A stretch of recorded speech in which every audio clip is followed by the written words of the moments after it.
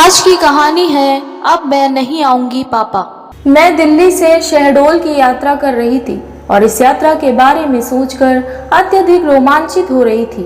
दूसरी ओर जीवन की दुखद यादें मेरे दिमाग में तांडव करने लगी थीं। उफ, मुझे अपने पिता का अहंकारी एवं गुस्सैल रूप याद आने लगा। जैसे उनके मन में स्त्री के किसी भी रूप के लिए सम्मान था ही नहीं। मुझे शिक्षित किया, लेकिन मुझे अपने दिमाग का इस्तेमाल कभी नहीं करने दिया। पढ़ाई के अलावा किसी भी एक्टिविटी में मुझे हिस्सा लेने की सख्त मनाही थी।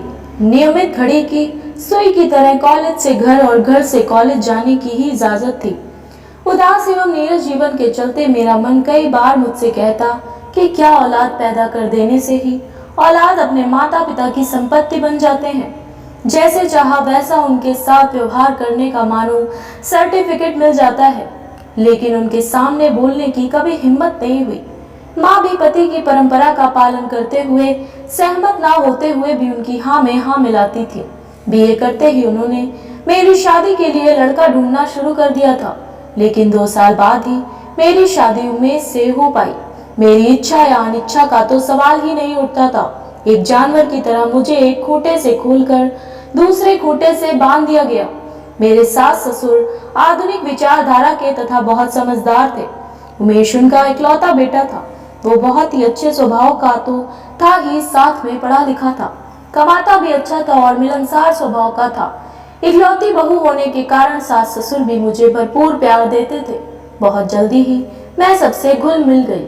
मेरे मायके में पापा के अहंकारी और तानाशाही स्वभाव के कारण मेरा वहां दम घुटता था, लेकिन ससुराल में हर कोई के हक का आदर किया जाता था। जिससे पहली बार मुझे अपनी पहचान मिली तो मुझे अपने आप पर गर्व होने लगा था। शादी के बाद कई बार पापा का पहली विदाई की रस्म के लिए मेरे ससुर के पास मुझे बुलाने के लिए फोन आया, लेकिन मेरे अंदर मायके जाने की कोई उत्सुकता न देखकर उन्होंने कोई ना कोई बहाना बनाकर उनको टाल दिया। मेरे ससुर के इस तरह के व्यवहार से पापा के अहंकार को बहुत ठेस पहुंची। अचानक एक दिन पापा खुद ही मुझे लेने पहुंच गए और मेरे ससुर से नाराजगी जताते हुए बोले, मैंने बेटी का विवाह किया है, उसको बेचा नहीं है। क्या मुझे अपनी बेटी को बुलाने का हक नहीं है? अरे नहीं समधी साहब, अभी शादी हुई है, दोनों बच्चे आपस में एक दूसरे को समझ लें, ये भी तो जरूरी है। अब हमारा जमाना तो है नहीं। रीति रिवाज के मामले में मैं अभी भी पुराने ख्यालों का हूँ। पापा ने उनकी बात बीच में ही काट कर बोला तो सभी के चेहरे उतर गए।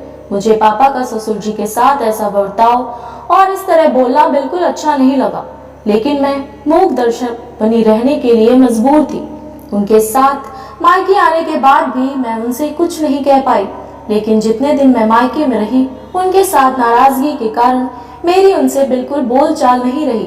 परंपरा के अनुसार उमेश मुझे लेने आए तो पापा ने उनसे उनकी कमाई और उनके परिवार के बारे में ना जाने कितने सवाल जवाब किए, किंतु उमेश को अपने परिवार के मामले में पापा का दखल देना बिल्कुल अच्छा नहीं लगा। इससे उनके स्वाभिमान को बहुत चोट पहुंची। पापा से तो उन्होंने कुछ नहीं कहा, लेकिन मुझे सब कुछ बता दिया। मुझे पापा पर बहुत गुस्सा आया कि वे बात करते समय इतना भी दिमाग नहीं लगाते कि कब किससे क्या कहना है। मैंने जब पापा से इस बारे में चर्चा की तो वे उल्टा मुझ पर ही बरस पड़े कि ऐसा उन्होंने कुछ नहीं कहा जिससे उमेश को बुरा लगे। बात बहुत छोटी सी थी, लेकिन इस घटना के बाद दोनों परिवारों के बीच तालमेल में कमी आने लगी। उसके बाद एक बार पापा मुझे मेरी ससुराल से लेने आए तो उमेश ने उनसे बात तक नहीं की। पापा को बहुत अपमान महसूस हुआ।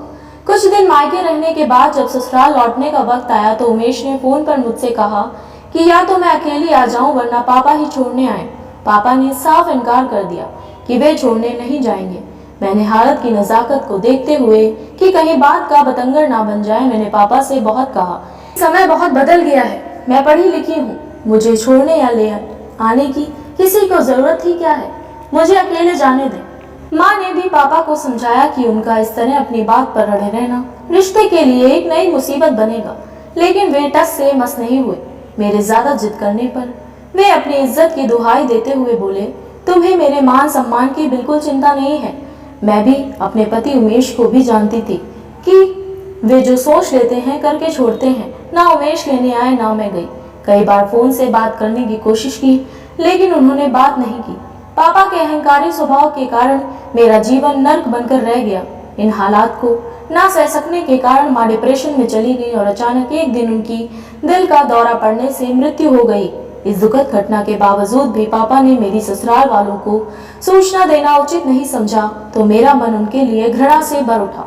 इन सारी परिस्थितियों के जिम्मेदार सिर्फ मेरे पापा ही तो थे। माँ की मृत्यु की खबर सुनकर आए हुए सभी मेहमानों के वापस जाते ही मैंने गुस्से के साथ पापा से कहा, क्यों हो गई तसल्ली? अगर अभी भी मन ना भरा हो तो मेरा भी गला दबा दीजिए। आप तो बहुत आदर्शवादी हैं, बहुत आदर्श की बातें करते हैं ना, तो आपको पता होना चाहिए कि हमारी परंपरा अनुसार दामाद को उसके परिवार को बहुत आदर दिया जाता है और बेटी का कन्यादान करने के बाद बेटी के माता पिता से ज्यादा उसके पति और ससुराल वालों का मान रहता है। जिस घर में बेटी की डोली जाती है उसी घर से बेटी की अर्थी भी उठती है। आपने अपने अहंकार के कारण बेटी का ससुराल से रिश्ता तोड़वाकर कौन सा फर्ज और आदर्श निभाया है? मेरी सोच से तो परे की बात है, लेकिन मैं अब इन बंधनों से मुक्त होकर दिखाऊंगी। मेरा विवाह हो चुका है, इसलिए मेरी ससुराल ही अब मेरा घर है। मैं जा रही हूँ अपने पति के पास। अब आप रहिए अपने अहंकार के साथ इस घर में अकेले। अब मैं यहाँ कभी नहीं आऊंगी पापा। इतना कहकर पापा का रिएक्शन देखे बिना ही मैं घर से निकल आई और मेरे कदम बढ़ चले गए उस ओर जहाँ मेरा ठौर ठिकाना था, और वही थी मेरी सच्ची और आखिरी मंजिल यानी ससुराल। अगर आपको हमारी ये कहानी पसंद आई हो तो हमारे चैनल को सब्सक्राइब करें।